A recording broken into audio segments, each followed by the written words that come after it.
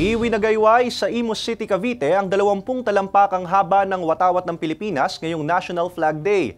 Iwinagayway rin ang bandila ng bansa sa bahay ni Marcela Agoncillo sa Taal, Batangas. Tungayan yan sa report ni Hazel Alviar.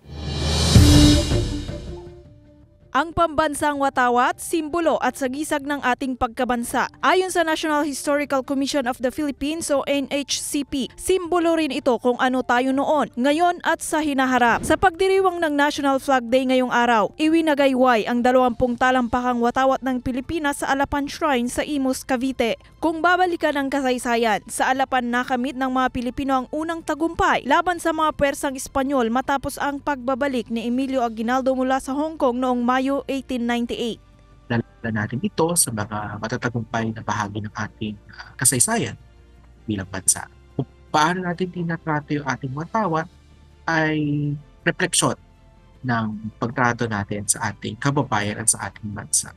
Sa bahay ni Marcela Agoncillo sa Taal, Batangas, iwinagayway din doon ang watawat ng Pilipinas. Si Marcela Agoncillo ang nanguna sa paggawa ng watawat ng Pilipinas. Sa buong bansa, 100 lugar ang nakiisa sa simultaneous flag raising ngayong araw. Hudyat rin ito ng pagsisimula ng pagdiriwang ng Independence Day. Ito po ay magsisimula ngayong Mayo 28 at magtatapos po ng June 12, Araw ng Kalayaan.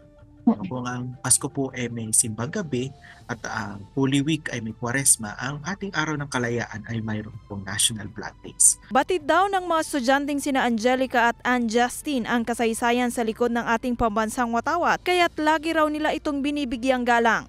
So whenever po kasi na may flag ceremony po kami, tumitingin po ako sa flag and then I always do this as a sign of respect po. Bilang pagrespeto po sa ating national flag, maipapakita ko po ito sa pamamagitan ng tamang paggamit nito at tamang paghawak at pagtutupi nito po. Ayon sa NHCP, bilang bahagi ng pagrespeto sa ating watawat, hindi ito dapat hayaang sumayad sa lupa dahil simbolo ito ng pagyurak. Kapag po siya ay gulagulanit na o kaya medyo kupas na, punit na, no?